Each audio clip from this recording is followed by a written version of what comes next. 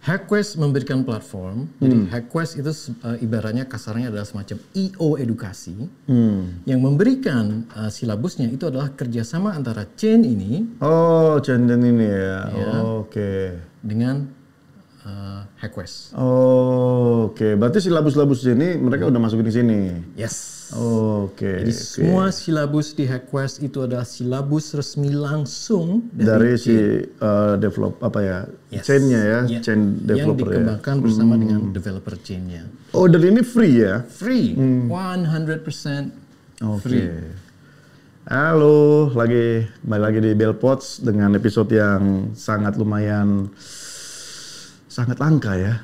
Yaitu kita akan bicara tentang bagaimana edukasi itu bisa dimasukin ke dalam ya sistem blockchain lah. Mungkin teman-teman banyak tahu kan kayak misalkan Udemy, Akademia, atau mungkin ya Ruang Guru lah, salah satu platform edukasi terbesar di Indonesia ya. Nah, bagaimana sih model sistemnya tuh kita masukin ke dalam dunia Web3. Nah, kali ini di dalam episode ini kita akan menjelaskan lebih detail bagaimana konsepnya, bagaimana seorang edukator ataupun seorang teacher itu bertemu di dalam sebuah platform, ya kan, saling ajar mengajar, nah saling bertukar pikiran di dalam sebuah platform dan semuanya itu di dalam blockchain. Nah tentu ini akan menjadi sesuatu hal yang berbeda karena kita tahu kalau di dalam dunia blockchain atau dikenal dengan Web3 ada istilahnya data is ownership, ya kan. Nah, jadi bagaimana nih kira-kira data ownership di education, kemudian ada educationnya itu terjadi dalam satu sistem. Oke, kali ini gue akan langsung panggilkan tamu gue, inilah dia, Yan Tirta. Halo, Bram.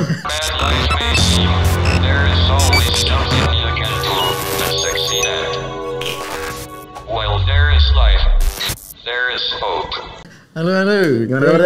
Thank you Bang Isbel. Wah, ini gayanya mantep banget ini ya. Kayak anak muda nih ya. Alah. Harus dong, edukasi harus seru soalnya. Harus seru ya. Nggak bisa kaku ya nggak bisa. Khusus untuk Web3 harus super seru, harus super ngikutin zaman. Ya. Yep. Oh iya. Ini Bang Yan nih, kayaknya ini kan kita kenal ini ya kemarin ya. Di BCM. BCM ya. Nah, boleh sebut merek nggak? Nggak boleh, nanti bisa. Okay. Jadi gue sangat tertarik ya, karena kan memang edukasi di dunia blockchain ini kan agak sedikit langka ya. Maksudnya banyak orang masih belum masuk ke dunia itu karena mungkin dilihat ya ini bisnisnya ada nggak sih gitu ya. Kemudian terus metodenya apa, modelnya apa gitu. Oke, jadi kayak Bang Yan ini dia bangun Hackquest ya. Bagian dari Hackquest. Oh, bagian dari Hackquest ya, bagian dari Hackquest. Nah, kemudian nanti dia akan menjelaskan bagaimana EduChain. Jadi ada EduChain itu berperan di dalam Hackquest itu sendiri kan, gitu Bang. Oke Bang, gue mau tanya dulu Bang ini. Kalau dari sisi Abang, apa sih Bang kayak Web2 katanya, kemudian Web3 gitu ya. Ini apa sih perbedaan yang paling signifikan nih? Kenapa disebutkan dengan Web3 gitu? Kenapa itu Bang? Saya coba jelasin agak geeky ya, karena ini temanya kan edukasi jadi agak geeky dulu. Oh. Jadi secara terminologi Web3 itu bisa secara sederhananya itu adalah decentralized internet yang dibangun di atas blockchain. Blockchain sendiri itu adalah digital ledger atau sistem pembukuan digital yang diawasi oleh semua partisipan dalam blockchain itu. Tujuannya agar semuanya transparan, agar semuanya itu mempunyai kepemilikan terhadap si data itu ya. Betul. Jadi itu Web3 in general. Jadi apa sih yang membedakan Web3 dengan Web2? Web2 dan Web3 itu pembeda utamanya itu adalah pertama adalah hal aplikasi yang dibangun di atas Web2 dan Web3. Kalau Web2 itu cenderung centralized. Jadi semuanya milik aku, data kalian milik aku. Platform ya, si platform. Lah ya. Nah kalau Web3 itu aplikasinya cenderung decentralized. Oh, ini pemilikan data ini ke siapa? Ke user. Jadi user. Pemilikan data usernya. Ya, ya itu adalah fondasi pembeda antara Web2 dengan Berarti Web3. Si platformnya apa itu? Platform kayak semacam buat kolam gitu ya? Jadi bisa nggak sih Bang ibaratnya gini Bang, misalkan ini kolam nih, ini katakanlah platform Web3-nya nih, kolam gitu kan. Terus gue user nih mancing, lu mancing. Tapi lu mancing ikan lu sendiri. Misalkan nih gue masukin ikan gue, lu masukin ikan lu, gue masukin ya kan. Nah terus gue mancing nih, katakanlah aku ikan lele, abang ikan emas, yang itu temen ikan mujair. Mancing nih kita, gue dapet ikan emas, kan bukan ikan gue lepas. Gue harus dapat ikan lele gitu. Kira-kira gitu nggak sih analoginya atau gimana? Atau data abang aku bisa lihat atau bisa olah atau gimana ya? Oke. Itu mungkin analoginya lebih ke arah cocok ke token. Ya, kalau pakai analogi ikan. Jadi dalam satu aplikasi Web3, itu mereka bisa menerbitkan sebuah token. Dan token itu bisa dipergunakan oleh siapapun yang ada dalam ekosistem itu. Jadi ketika kayak kita bicara bisa dipergunakan oleh siapapun, kita juga bicara soal fungsinya. Jadi semisal dalam Web3 itu ada yang namanya G-token dan ada yang token biasa. G-token itu namanya governance token. Oh, governance. Jadi semisal pemancing nih, pada ngambil si governance itu. Nah, individu-individu yang ngambil governance token itu, mereka akhirnya mempunyai kekuatan untuk mengarahkan si dApps Web3 itu mau kemana. Itu yang artinya decentralized tadi. Jadi semakin kita mancing si G-token ataupun token itu sendiri, tergantung dari si pemilik dApps si token itu mau mempunyai fungsi apa, itu individu-individu yang semakin banyak mancing itu akan mempunyai peran besar untuk mengarahkan si apps itu harus kemana. Nah khusus untuk analogi Bang Isbel dari soal, saya pinginnya yang itu tuh, yang token itu. Nah itu berarti tokennya itu sifatnya sebagai non-fungible token. Itu bisa juga. Dalam artian apakah dia akan berpengaruh terhadap kemana arah si dApps Web3 itu? Mungkin enggak. Jadi sifatnya lebih ke arah si NFT token itu untuk barangkali sebagai bumbu atau penarik agar orang tuh mau bergabung. Mau bergabung, oke. Berarti kalau gitu nggak jauh beda dong. Kalau istilahnya untuk menarik orang nggak jauh beda dong dengan kayak marketing tools jadinya. Yes. Apakah itu yang diharapkan di Web3? No. Bukan. Nah, terus yang diharapkan gitu? Web3 itu adalah yang unsur tadi, yang decentralized tadi, yang G-token tadi. Tapi sekali lagi nggak perlu G-token, nggak perlu governance token. Token biasa juga bisa. Yang diharapkan siapapun yang bergabung dalam sebuah aplikasi Web3 itu semuanya itu mempunyai andil mengarahkan si Web3 akan kemana. Nah ini yang menarik. Agar semakin saya mencoba agar semakin kena ya. Ketika kayak di ekonomi tradisional, di Web3 tradisional biasa, itu kan yang pemilik entitas mereka mengatakan, hey consumer, you have to follow me. Ya. Ketika gue bilang ini baju keren, ini baju keren yang dipakai influencer, artinya ini baju keren buat lu juga. Nah, kalau di Web3 yang decentralized yang diinginkan oleh Web3 itu justru semisal Bang Isbel, ini menurut gue ini keren nih si Usky, dan teman-teman Bang Isbel juga bilang, oh ya keren, dan makin banyak yang mendukung Bang Isbel sehingga value dari token itu dari Bang Isbel ini naik gara-gara support dari sekitar itu ya? Iya, si decentralized individu itu. Nah itu coba di copy paste ke entitas aplikasi di atas Web3. Jadi yang menaikkan value dari si aplikasi itu adalah penggunanya. Sehingga yang membuat aplikasi itu justru dimanjakan karena mereka tinggal, hey, aku mau bikin ini, terus kirim survei, kalian mau nggak? Kalau seumpama mayoritasnya mau, oke, bikin survei lagi. Kalian maunya fitur seperti apa? Oke, dia bikin fitur itu. Kenapa memanjakan? Karena dia tahu. Artinya katakanlah si aplikasi ini dibuild berdasarkan vote dari orang tersebut ya. Jadi bukan atas keinginan dari si developernya sendiri. Gue memaksakan nih. Gue mau buat apa? Ya lu tinggal ikut aja. Tapi kalau di Web3 kita bisa diskusi. Iya, dengan voting ya, dengan governance token tadi ya. Bisa dengan governance token, bisa dengan token biasa. Kenapa saya ada membedakan governance token dengan token biasa? Ada kaitannya dengan DAO nanti. Dengan DAO ya, Decentralized Autonomous Organization ya. Oke. Oke Bang, kalau kita masuk ke education ini Bang. Ini kan pada dasarnya kan edukasi ini kan kita butuh kita kan nggak butuh tempat lah ya, artinya nggak perlu tempat belajar gitu kan, itu kan akan ya gimana lah, misalkan orang dari Medan ya kan datang ke sini untuk belajar kan nggak mungkin kan, pasti salah satu alternatif yang paling gampang itu adalah online gitu kan, belajar dengan online nih. Nah sekarang kalau yang model di desentralisasi itu seperti apa gue masih belum nangkep nih nanti konsepnya seperti apa. Nah tapi kan kalau misalkan nih Bang, kita ngelihat nih misalkan apa yang dilakukan misalkan ruang guru lah ya, ruang guru ini contoh kasus lah ya. Nah di sini kan ada pengajar lah ya, ada pengajar di sini.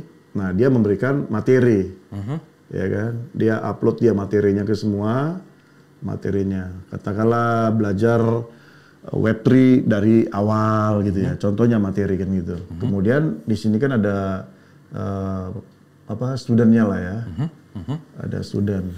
Nah kalau prinsip dari Web2 ya, dari Web2 ini kan modelnya misalkan lagi nih ya, misalkan pengajar dia udah punya bahan apa, kemudian dia upload kan, upload ke sini.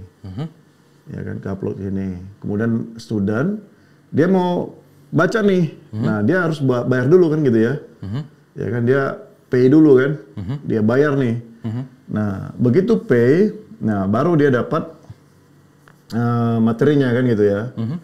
Dia dapat materinya. Nah, begitu dia pay, nah ruang guru ini akan ngasih insentif, ya kan?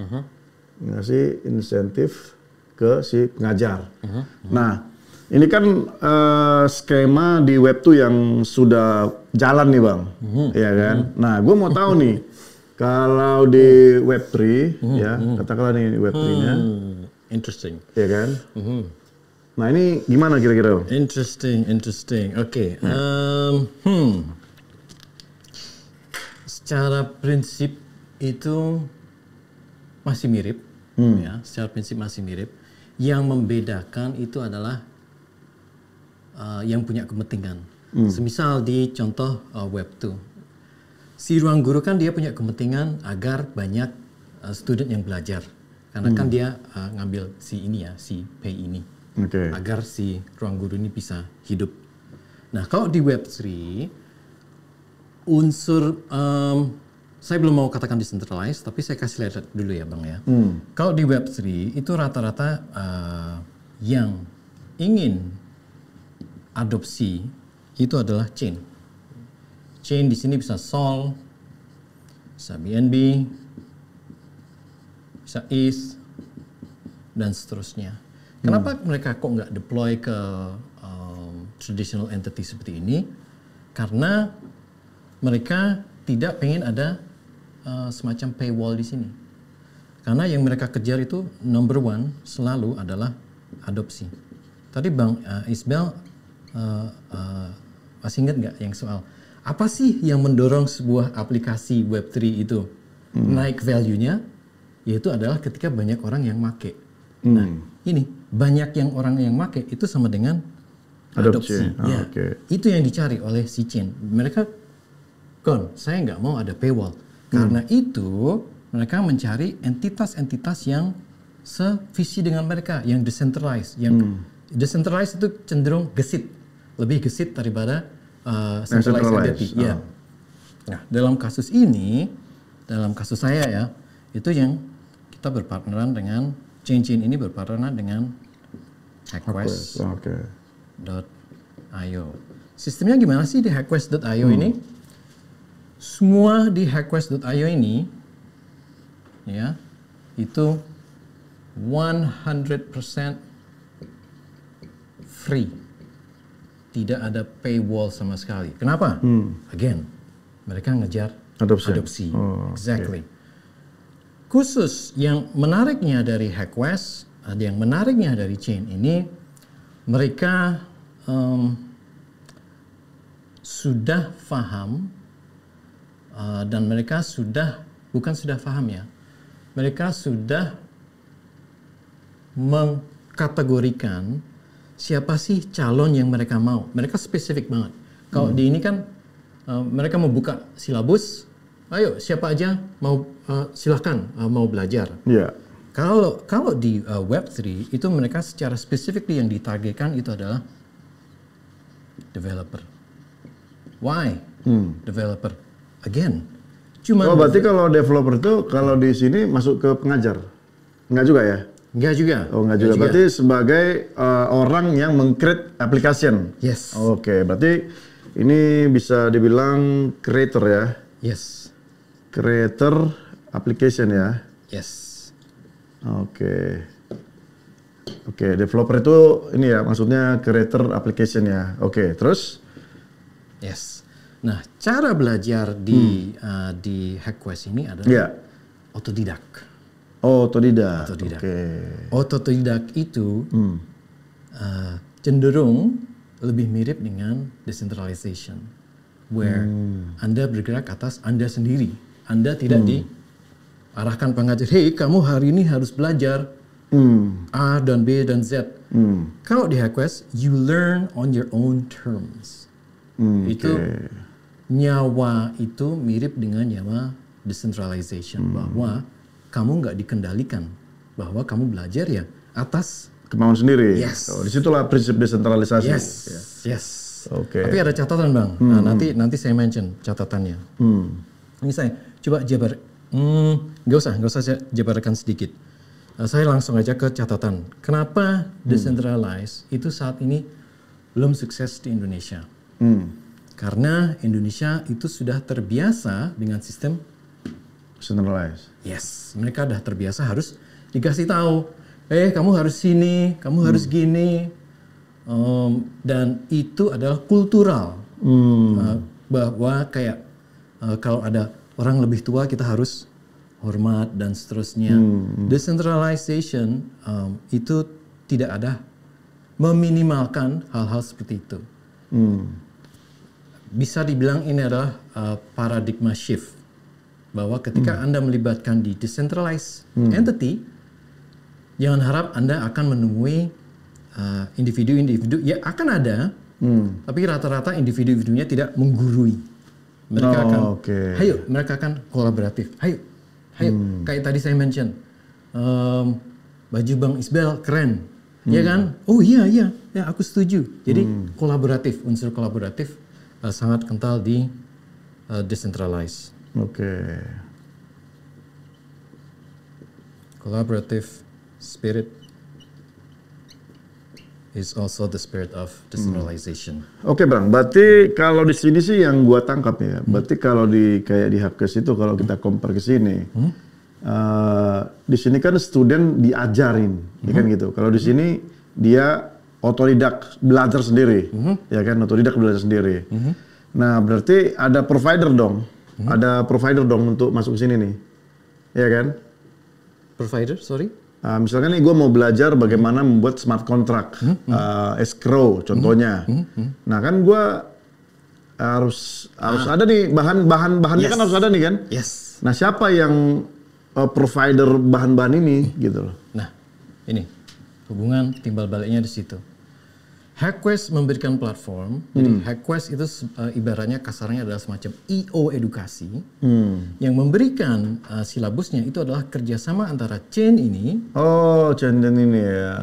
Oke. Dengan HackWest. Oke. Berarti silabus-silabus ini mereka udah masukin di sini. Yes. Jadi semua silabus di HackWest itu adalah silabus resmi langsung dari si chain-nya ya, chain developer yang dikembangkan bersama dengan developer chain-nya. Oh, dan ini free ya? Free, 100% free.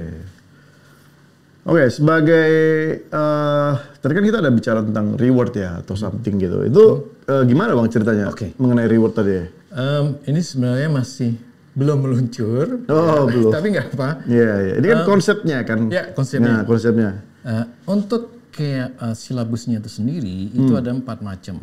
Ya, bukan 4 macam. Ada 4 pendekatan yang ditarget. Yaitu pertama, Web 2 Devs.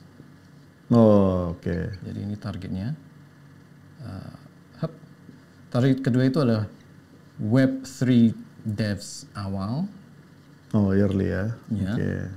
Terus target keempat itu adalah Web 3 Devs Advanced.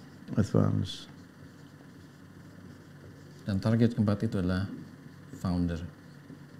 Founder ya. Founder level yang udah dapat funding, grant, VC backing itu adalah target kita. Nah, approach yang berkaitan dengan gamification itu adalah di bagian sini. Di mana nanti ada silabus belajar, ada silabus dengan reward berjenjang. Jadi semisal di level 1 dia menyelesaikan mengerjakan tasknya gitu ya. Akan mendapatkan si token tadi ya. Oke. Ini token ini dalam bentuk apa? Dalam bentuk ini, Haqus atau dalam bentuk Haqus. Haqus. Oke. Which is Haqus udah bisa diuangkan atau gimana? Belum.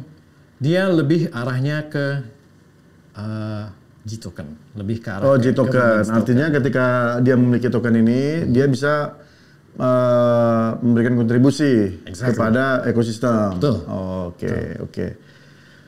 Oke, berarti ada 4 ya yang ditargetkan masuk ke dalam Haqus ini ya. Oke, berarti kalau yang si founder ini gimana nih prosesnya? Karena saya juga kan founder juga nih. Saya punya ada beberapa aplikasi yang berbasis Web3.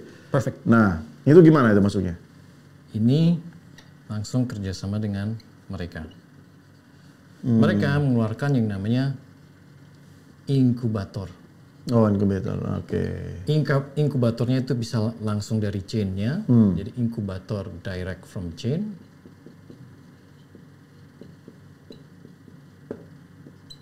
Atau inkubator kerjasama dengan universitas.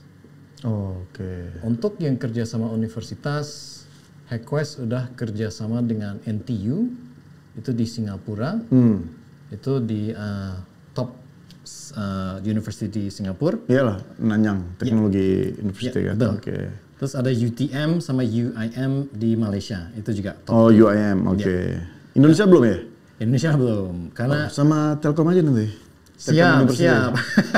Bang Ismail mohon dibantu. Iya, nanti saya bantu karena saya kenal banget sama profesornya, namanya Bang Andri tuh, Profesor Andri. Nah dia sangat open, sangat dalam lah bicara tentang blockchain. Bahkan kemarin terakhir gue ngomong sama dia, even dia bukan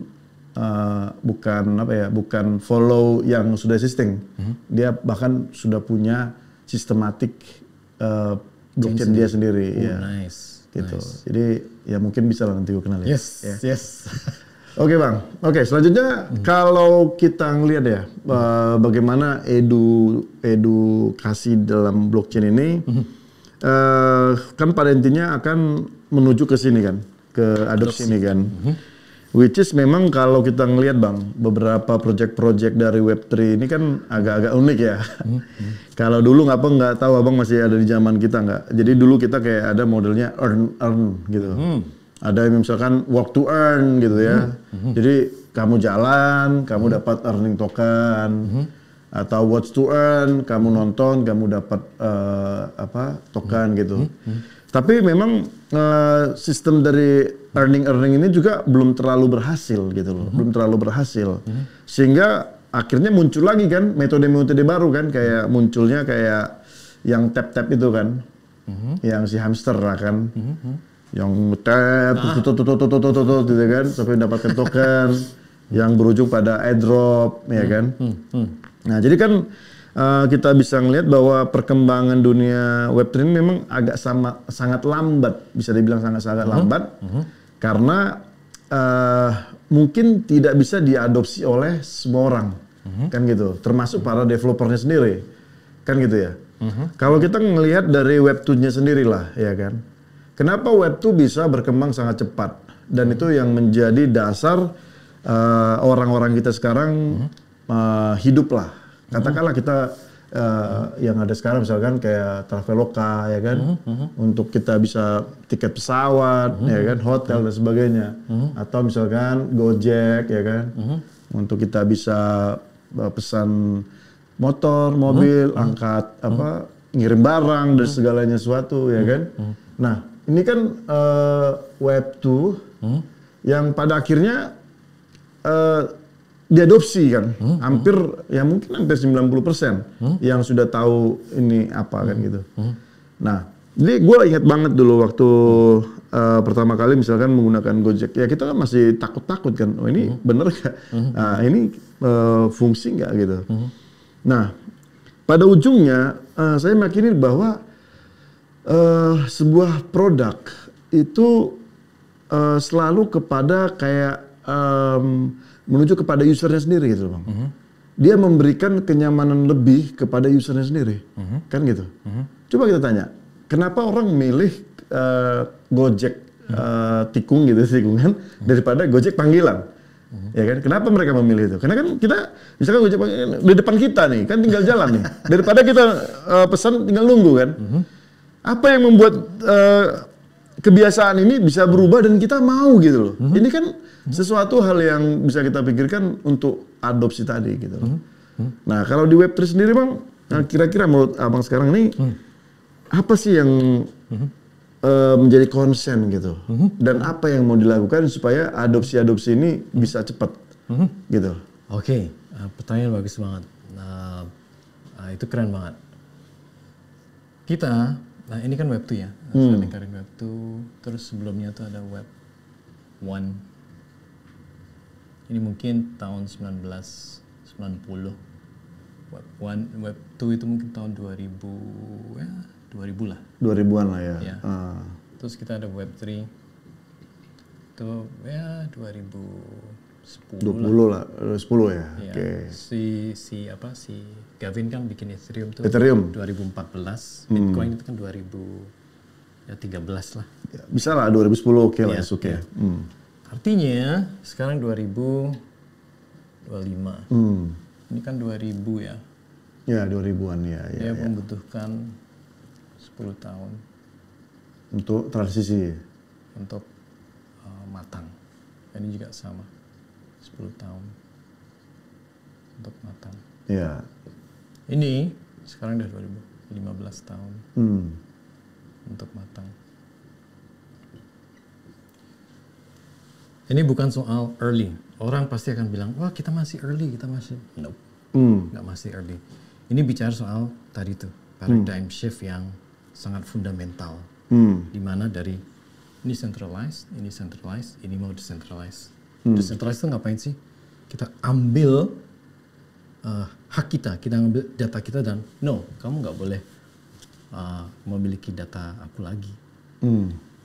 Ini lebih ke arah pandangan saya ya, Bang Isbel ya. Artinya ada resistensi dari centralized entity untuk adopsi Web3 karena kue saya bakal keambil nih. Sama halnya Gavin itu kalau nggak salah dia punya mimpi bagaimana agar Ethereum itu menjadi Gavin yang Polkadot bukan? Dia dulu di Ethereum terus bikin Iyalah, Ethereum kan, abis itu Polkadot ya. Sama juga si temennya si Charles Anderson buat Cardano kan. Iya. Charles Anderson. Mereka semuanya pengen membuat agar chain mereka itu menjadi financial operating system. Terus saya juga kapan hari baca di atau lihat podcastnya Bang Isbel. Bang Isbel juga sempat menyentuh soal bank di unbank. Oh, bank di unbank. Ya, mungkin saya salah ya. Ini siapa coba lawannya? Financial operating system sama bank di unbank. Lawannya adalah bank. Yeah. Mereka punya kepentingan besar. No, this shall not happen. Decentralization itu pengen melawan one of the most centralized entity Itu. Kita mau ngilahin Bang ya, Abang mau ngomong itu ya.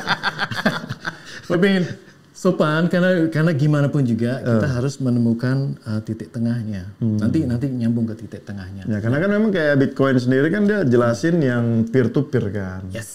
Peer to peer cash payment system. Yes. Ini loh judul white papernya Bitcoin kan. Yes. Artinya ya ini gone. Udah hilang kan. Dan itu padahal ini adalah dasar dari kehidupan kita yang sekarang. Exactly. Artinya kalau kita memang mau ngadopsi ini total, wah bisa chaos lah ya. Exactly. Bisa chaos lah ya. Exactly. Kenapa kok ini mulai melirik? Karena orang yang tadi itu yang saya cerita decentralized. Wah Bitcoin ini keren nih, Bitcoin. Yuk. Wah kan organik tuh tumbuh. Iya organik. Ya, terus si Bang mulai ini kok dia value-nya mulai tinggi banget ya. Iya loh, makanya boleh ketinggalan. Makanya kan aturan-aturan di Indonesia, khusus Indonesia ya. Jadi exchange kripto itu udah kayak aturannya kayak bank. Karena kata dia, buset, ini 1 bulan bisa perputaran sampai 1 triliun perputarannya. Bahkan laporan terakhir kan 2024 kemarin itu 600 triliun Bang. Setahun. Berarti kan kalau 600 T setahun ada berapa? 365 ya. 365 hari 2 T Bang. Sehari Bang. Hah? 2 T loh Bang. Itulah. Jadi udah kayak Bang. Apalagi kita sekarang kan masih adopsi kan 2% kan. Masih sekitar 23 juta dari 285 juta nih. Masih 2%. 2% aja udah 2 T Bang. Sehari loh itu. Iya. Itulah. Itulah sama kayak Bang. Itulah. Iya kan? Itulah. Tapi it's okay. Ada ininya, ada jenjangnya lah ya, masanya ya. Ada titik tengahnya di mana kita tuh bisa bergandengan tangan ya. Jangan saling membunuh lah ya. Jangan. Bergandengan tangan. Benar. Oke. Nah, itu yang kenapa saya bilang adopsinya masih pelan. Pertama karena ya ada perlawanan secara paradigma, tapi di satu sisi bahasanya juga bahasa yang masih baru, bahasa codingnya. Kalau sama transisi dari ini kan ke sini kan bahasanya kurang relatif sama ya. Iya, relatif sama. Ya, dari sini ke sini, dari 2 ke 3 itu yang banyak loncatan yang loncatannya terlalu tinggi. Ya, sehingga benar sih Bang. Aku punya developer yang di Web 2. Begitu saya masukin Web 3, udah pusing dia Bang, nggak bisa belajar. Padahal di Web 2 sendiri itu kan sebenarnya banyak API gitu. Dia mungkin karena udah biasa membaca API itu dia bisa konekin. Padahal sebenarnya Web 3 itu kan prinsipnya open source ya. Artinya apapun yang ada kau lihat itu bisa lu copy paste dan lu bisa buat sendiri gitu loh. Tapi gue bingungnya kenapa nih orang nggak mau belajar atau dia sama sekali nggak mau ngerti. Saya masih bingung Bang, gitu. Itu yang aku masih bingung kenapa gitu loh. Gitu loh. Contohnya nih ya, gue bangun e-commerce ya, aplikasi e-commerce di Web 2 ya. Kemudian habis ini gue mau pindah buat finance system, ya kan? Nah, yang ini kan kayak buat jual beli, ya kan? Terus pengiriman, cetak lapas semua, ya kan? Nah, kemudian yang ini kan agak lumayan beda, kayak deposit, transfer, kemudian bisa beli PPOB dan lain sebagainya kan. Ini kan 2 sistem yang berbeda ya. Tapi dia gampang belajar ini Bang.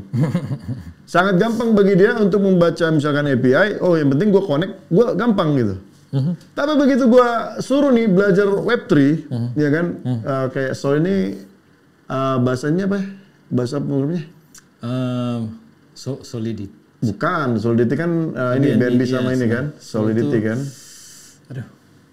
Rust. Iya. Ya kan, bahasa Rust kan. Nah begitu kita suruh nih belajar ini, ampun dia, nyerah dia gitu loh. Nah, jadi memang aku setuju banget Bang. Salah satu kita bisa adopsi adalah bagaimana kita perbanyak nih developer supaya ekosistemnya jalan kan. Istilahnya semua aplikasi-aplikasi yang berhubungan dengan kehidupan mereka bangun. Nah siapa yang bangun? Ya developer ini. Gitu.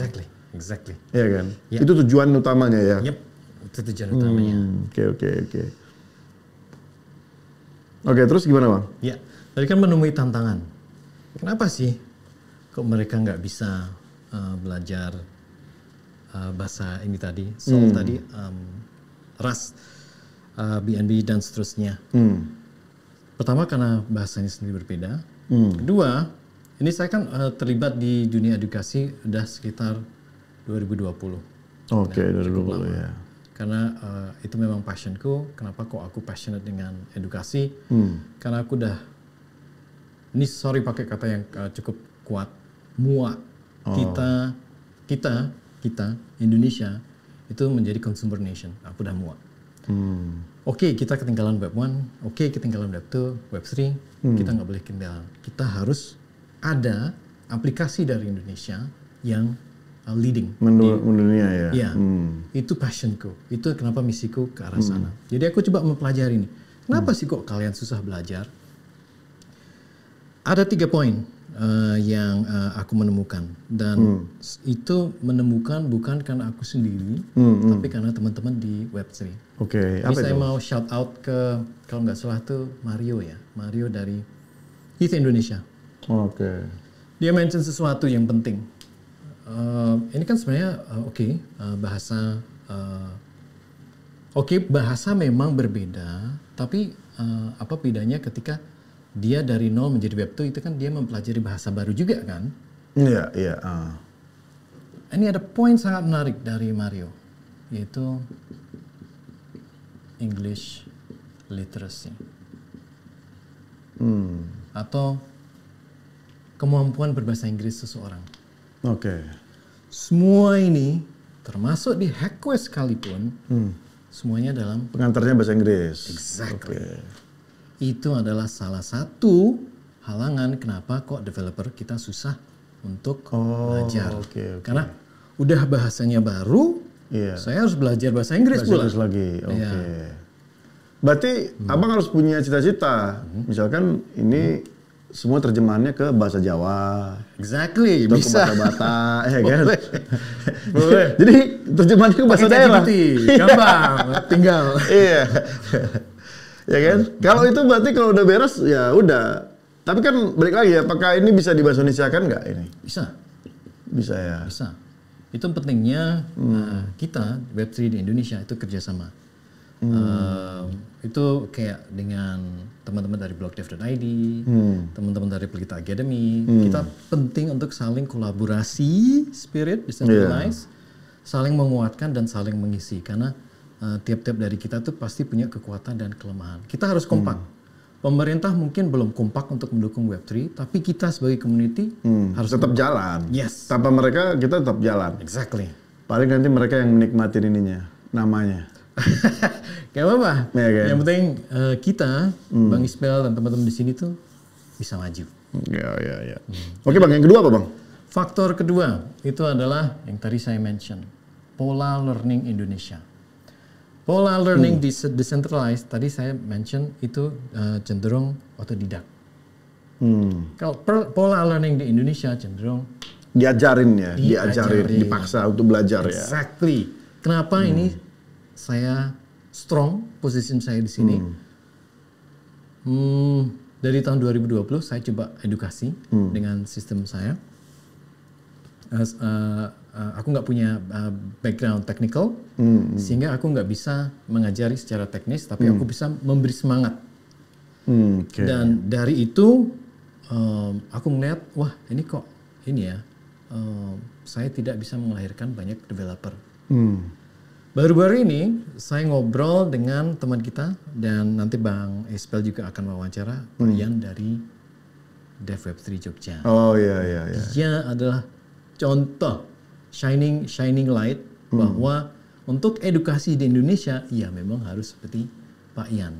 Kita kekurangan role model. Oh iya, kurang role model sih ya. Role model trading banyak. Iya banyak ya. Role model edukasi di Indonesia nggak ada. Nggak ada ya. Yang langsung ke intinya ya. Iya.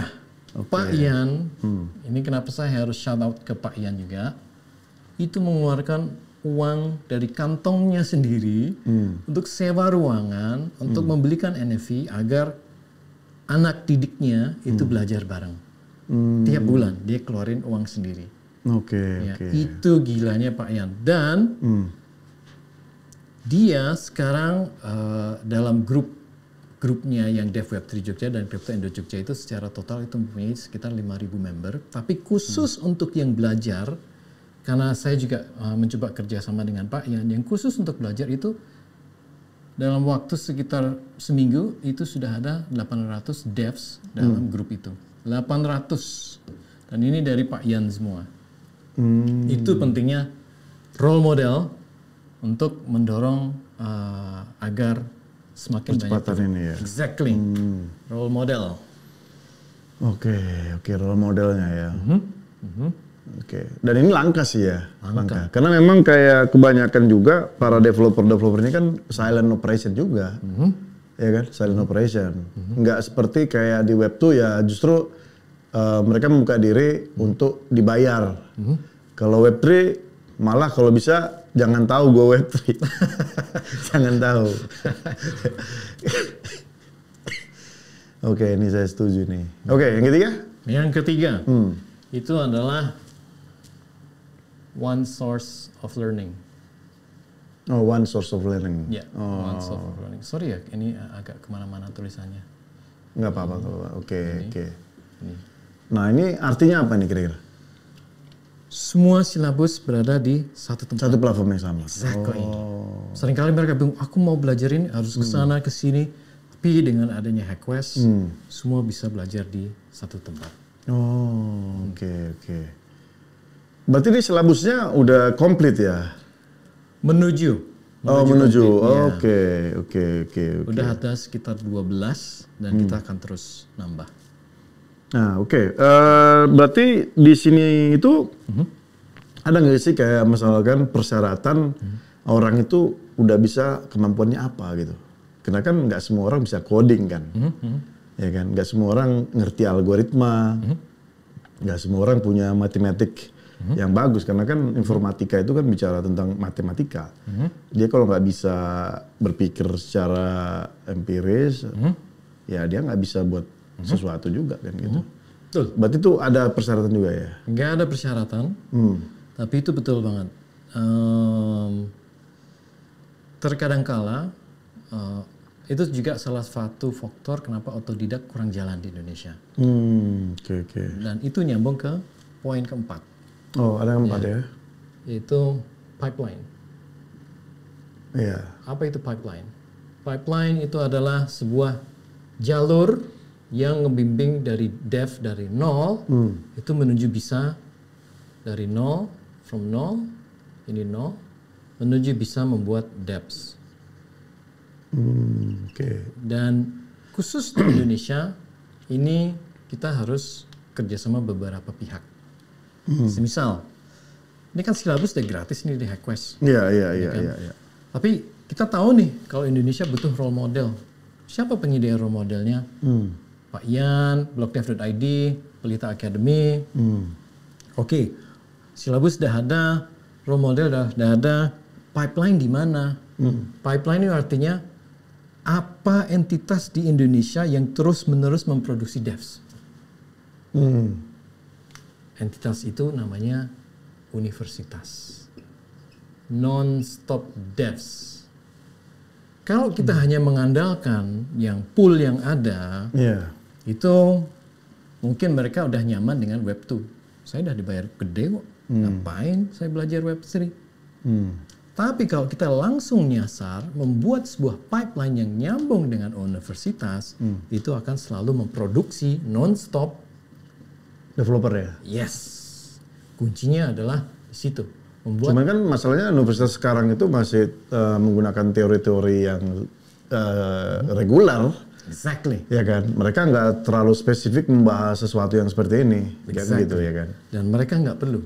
Karena kita sudah ada silabus di sini yang akan diajarkan oleh teman-teman Pak Yan, Pelita Academy dan Blogdev, di mana role model ini itu akan mengajari dosen di sini.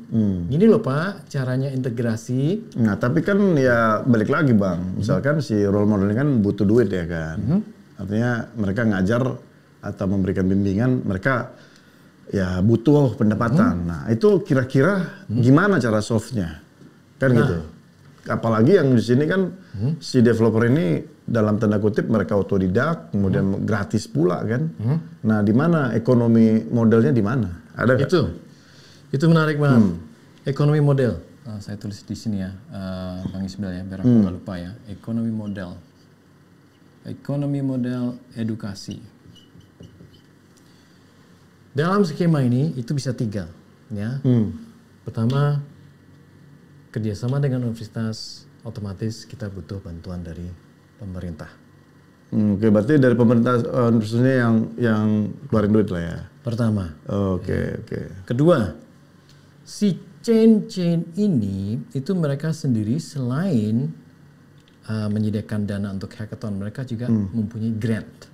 Grant ya. Jadi tiap foundation itu mempunyai grant. Contoh untuk EduChain dia juga mempunyai grant, di mana kita bisa mengajukan proposal, hey, saya mau edukasi di universitas ini, itu siswanya bakal A, B, C, D, E.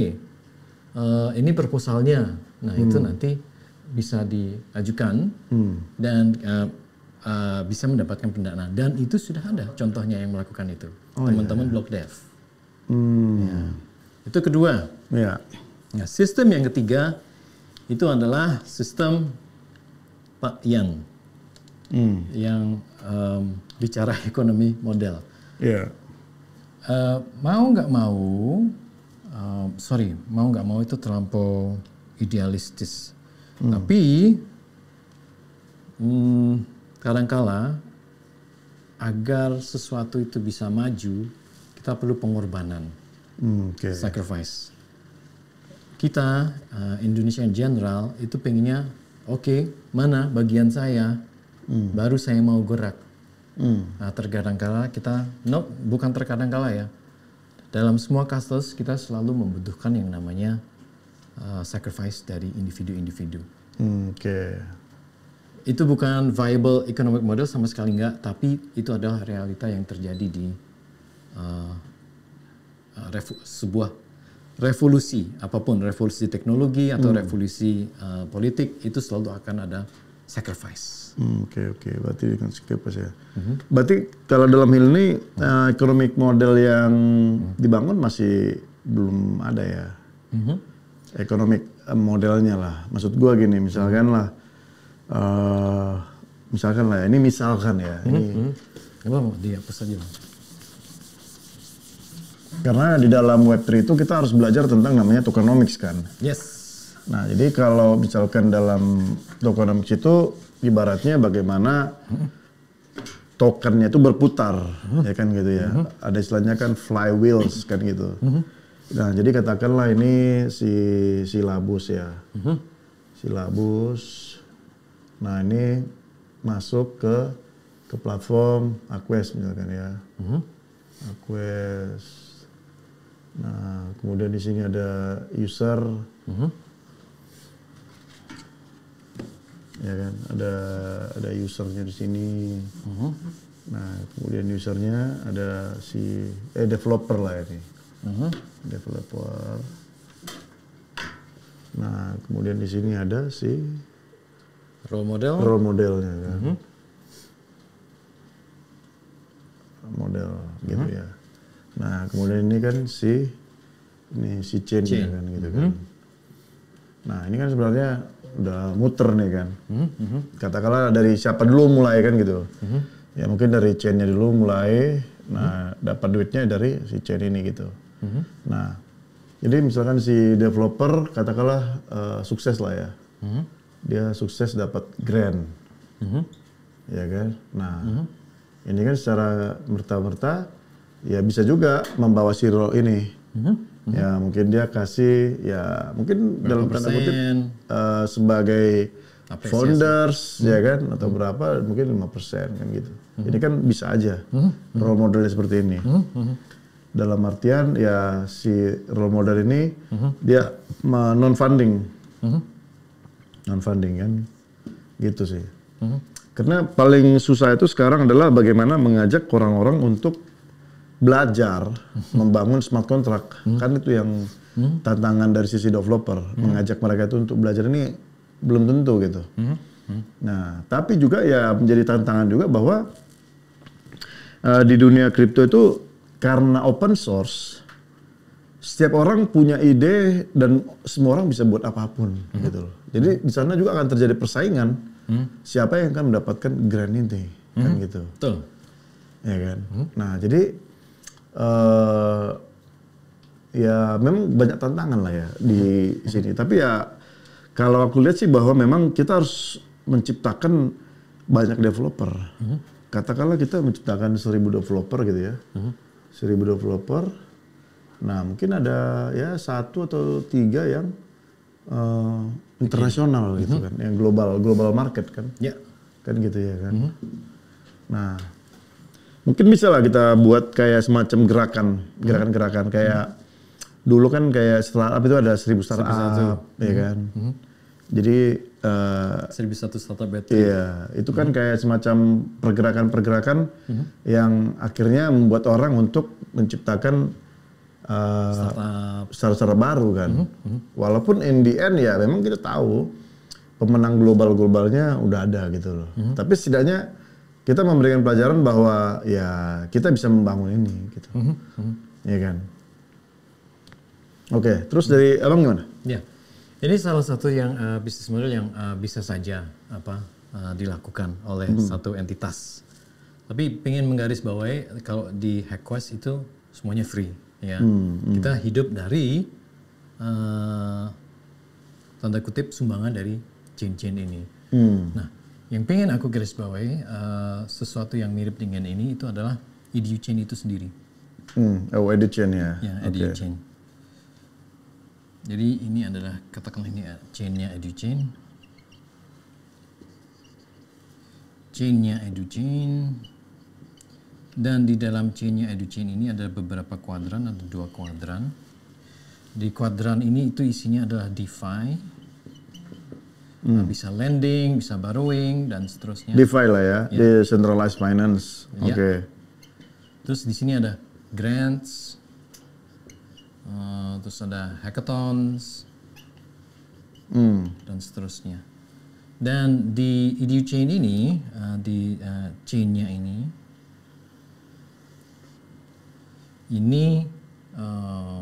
adalah tempat yang akan munculnya si aneka macam startup. Ini kan ada kuadran service dari EduChain. Jadi ini kuadran service dari EduChain. Nah, setengah lingkaran ini itu sama EduChain itu adalah terdiri dari 15 juta siswa. Dan 50 lebih instansi pendidikan, instansi pendidikan, dan 100.000 yang mempunyai digital identity EduChain dari Open Campus, OCID. Jadi ada identitas kampus lah, OCID itu ada 100.000 siswa. Ini artinya apa? Dia dah bangun duluan nih. Saya dah bangun duluan marketnya. Terus marketnya tuh saya kasih tool. Terus marketnya saya kasih grants. Nah, tinggal ada startup atau enggak. Nah, si EduChain ini dia mengeluarkan satu token. Saya lupa specifically tokennya apa. Tapi katakanlah namanya token edu, semisal. Bukan token edu ya, tapi semisal. Semisal lah ya, nama ya. Token edu. Nah, mereka ini, ya ini semua itu adalah market, ya, market yang bisa diakses oleh para developer di sini. Developer ini ada developer 1, developer 2, developer 3, dan seterusnya. Mereka kasih grant agar mereka bikin aplikasi di sini yang bisa digunakan oleh, ini katakanlah aplikasinya,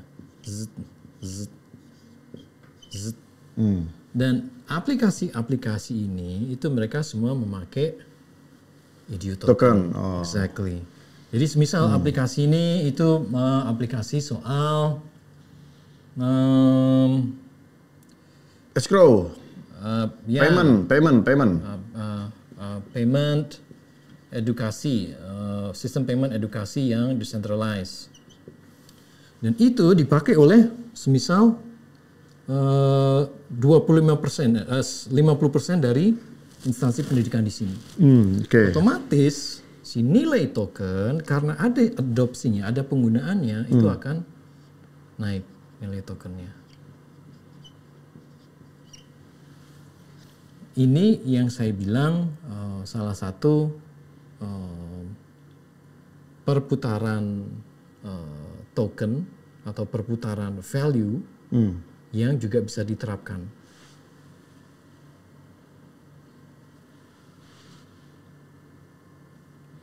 Berarti si Dev ini dapat grant nggak dari token ini ya? Dev ini bisa dapat grant. Dev ini sendiri mereka nggak perlu dapat grant, tapi mereka melihat, wow, ini ada market segini, saya coba untuk dapetin. Tapi kalau kamu mau dapetin ya kamu harus bangun di atas EDU chain dong, kamu harus pakai token kita dong. Berarti ini kayak blockchain ya? Ya. Kayak blockchainnya ya. Jadi EDU chain itu adalah chain khusus untuk edukasi.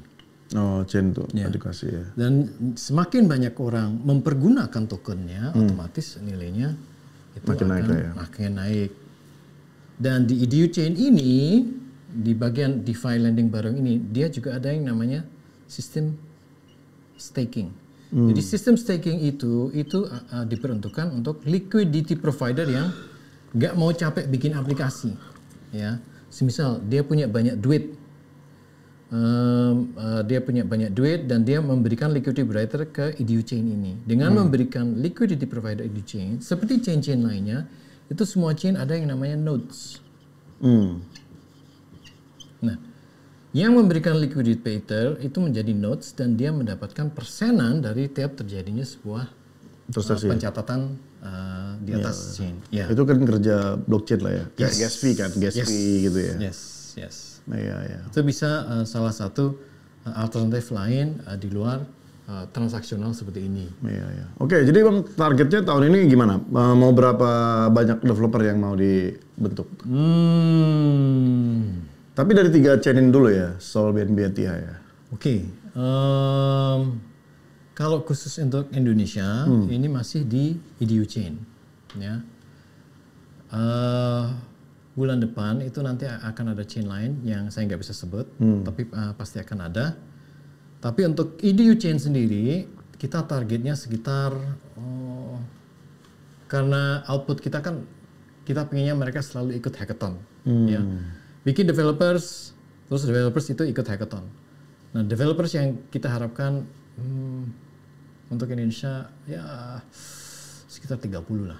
30 apa? 30 developers. 30 developer aja. Okay. Untuk yang EDU chain aja. EDU chain ini kan satu proses. EDU chain itu meluncur dan durasinya di Indonesia itu cuma 1 bulan. Proses kayak hackathonnya, proses pembelajaran menuju hackathon, itu targetnya 30 devs di Indonesia. Tapi untuk di India, ini untuk mendapatkan gambaran ya, di India itu ada sekitar 350 devs dari EDU chain. Indonesia cuma 30 devs. 30 devs ya. Ini ada gap yang besar banget. Ini untuk diharapkan devs yang muncul ya dari ikut EDU chain ini. Untuk registrasi saya bandingkan juga. Untuk India itu registrasi untuk kayak belajar segala sesuatu soal EDU chain itu posisinya sekarang adalah 3.000 devs yang belajar. Indonesia itu masih 200 devs. Again itu ada gap dan PR dari saya dan Bang Isbel yang kalau pengen edukasi itu gapnya kayak gitu tuh. Agak jauh ya. Apa yang kita ini ya. Nah jadi berarti Bang sekarang itu kan tantangan kita adalah ya bagaimana nih para dev-dev yang existing ataupun yang baru mereka shifting langsung ke Web3 gitu. Karena kan balik lagi kalau orang menguasai sesuatu kan dia pasti memikirkan apakah ada pendapatan tetap di sana ya kan, apakah nilainya besar kan gitu ya. Nah itu. Cuman teman-teman ini aku bilang bahwa Web3 itu nilainya lebih gede dari si Web2. Apalagi kalian punya keahlian yang sangat khusus, udah pasti kalian tuh dikaji gede gitu. Bahkan yang saya tahu kayak kebutuhan developer kayak smart contract itu bisa hampir 200.000 loh, 200.000 USD setahun, bayarnya setahun. Nah itu jadi menurutku ini adalah tantangan yang sangat baik buat teman-teman. Tantangannya sangat baik buat teman-teman supaya bisa mau belajar nih ke Web3 langsung. Dan yang seperti disebutkan tadi sama Bang Yen bahwa ya kalian bisa otodidak dengan modul-modul yang sudah diberikan. Nah kalaupun misalkan ada nih pertanyaan ataupun nggak ngerti flow-nya seperti apa, nah kita ada role model yang bisa membantu lah ya kan. Salah satunya ada Yan Zero di Jogja. Ataupun dari Blok Dev ya, Blok Dev, kemudian ada dari Pelita bangsa ya. Nah itu yang tiga-tiga itu yang bisa menolong kalian lah untuk bisa mengetahui bagaimana kalian menjadi developer di Web3 gitu. Nah kalau aku sendiri, aku dari 2 tahun yang lalu itu udah buat Web3, 2 tahun yang lalu. Cuman memang balik lagi Bang, adopsi ya, adopsi itu agak susah karena ya masih terikat dengan ini kan kayak your data is your own kan. Nah jadi mostly connect ke MetaMask ke itu agak susah juga mereka gitu. Itu perlu ngajarin lagi kan gitu. Nah jadi salah satu permasalahan kita sebenarnya adalah adopsi itu juga nggak berkembang. Tapi balik lagi semuanya ide ya ide. Jadi kalian punya ide yang sangat bagus, sudah pasti marketnya juga paling bagus kan gitu. Kayak ya tahun lalu lah ya, kayak di Solana ada pump fund kan. Nah itu kan hype banget ya, sampai itu mereka dapat profit hampir 300 juta US setahun. Jadi sangat luar biasa lah gitu. Jadi intinya adalah kalian cari ide yang sangat bagus, global, dan kita pastikan bahwa kalian bisa membangun itu dengan resource kita yang berada. Oke Bang Yan, terakhir kata-kata buat teman-teman kita, para developer.